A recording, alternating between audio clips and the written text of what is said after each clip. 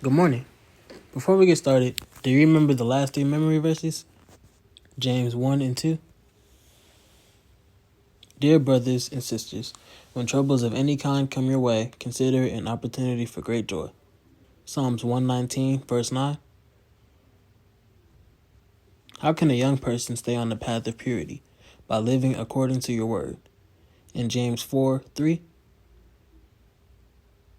And even you ask, you don't get it because you ask with wrong motives, that you spend what you get on your pleasures. As you listen to today's Bible story, think about these questions. Number 1. What wrong thought crept into King Saul's mind about his success? Number 2.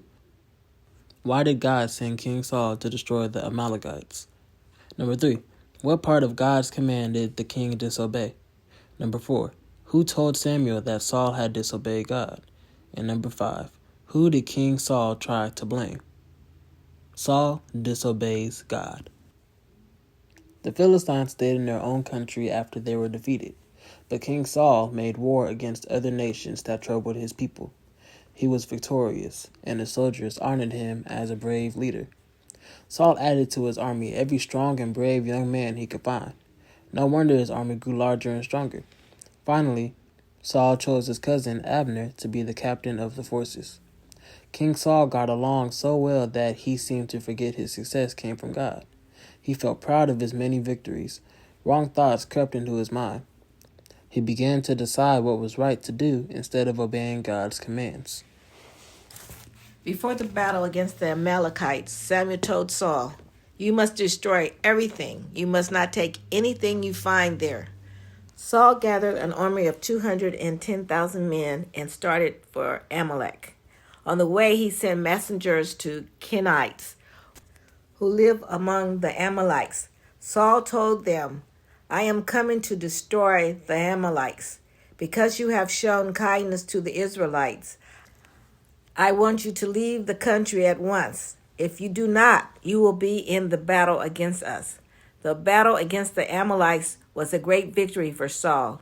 Even though Samuel had told him not to keep anything from the battle or take anything that belonged to their enemies, Saul took King Agag prisoner. Then, when they discovered the Amalekites' valuable cattle, the Israelites decided, "We will save the best for ourselves." With King Agag and the best cattle, they returned to Israel. While Saul and his men marched back to their homes, the Lord spoke to Samuel. "I am sorry that I ever made Saul king. He does not follow my ways anymore. He does not obey my commandments."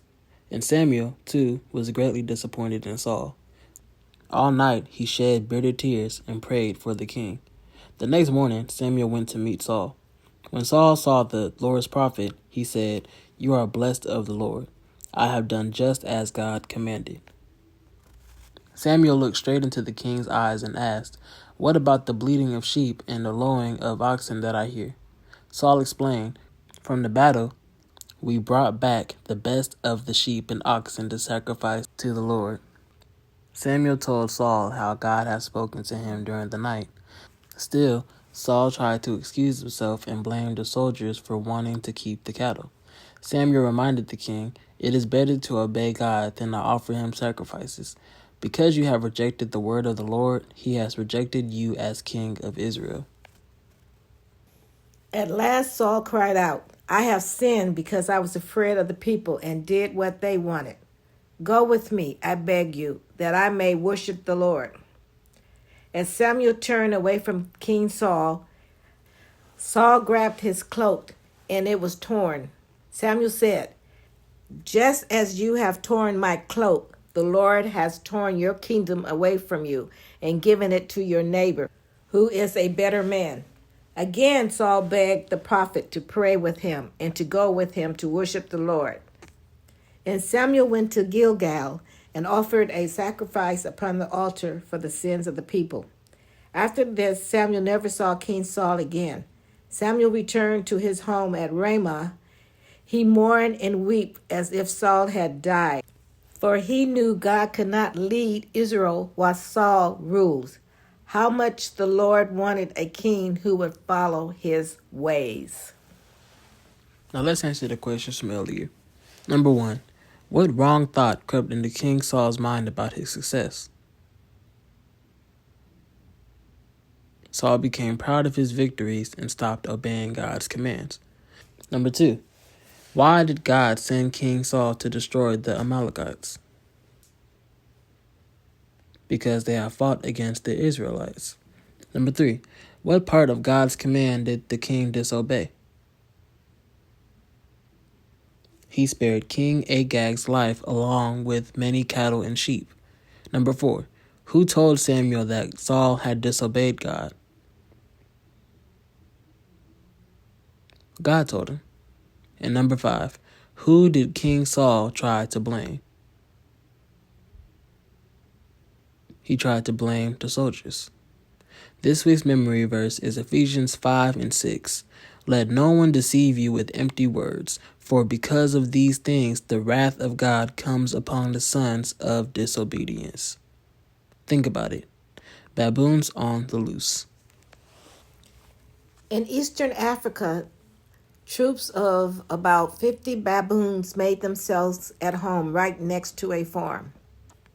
The baboons were amusing at first, but soon wore out their welcome. Before long, they were ravaging the corn and other crops and helping themselves to anything they could get their hands on. The frustrated farmers in the area made plans to have the animals destroyed.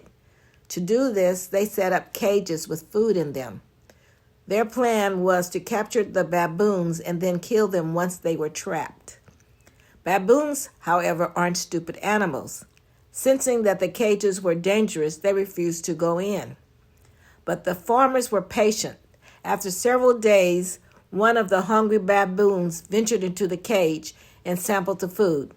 It was good, very good, and nothing bad happened. The next day, the same baboon returned for more food. Other baboons soon followed. After a few days, the entire troop of baboons were going into the cages to feast on the food that had been put there by the farmers. Rather than being afraid of the cages, the baboons started to like them. For several weeks, the baboons went into the cages every day to get their food. One day, however, the food was tied to the door latch. When the animals grabbed the food, the doors of the cages slammed shut. The baboons were spooked at first, but quickly went back to finishing their meal. They showed no real concern for the fact they had been captured in a cage. Application. Sin is a lot like those baboon traps. Down deep, you know it can harm you, but just like the food in those traps, it looked pretty good. And you're hungry. That's the sin nature. You may try to resist temptation and do the right thing at first, but then you start to see other people indulging themselves without anything bad happening. And just like the baboons, you start to believe that you can get away with it yourselves. But I'm afraid that just as Eve was deceived by the serpent's cunning, your minds may somehow be led astray from your sincere and pure devotion of Christ. 2 Corinthians 11:3. Our memory verse for this week is, let no one deceive you with empty words, for because of these things the wrath of God comes upon the sons of disobedience. Ephesians 5:6. This concludes today's lesson.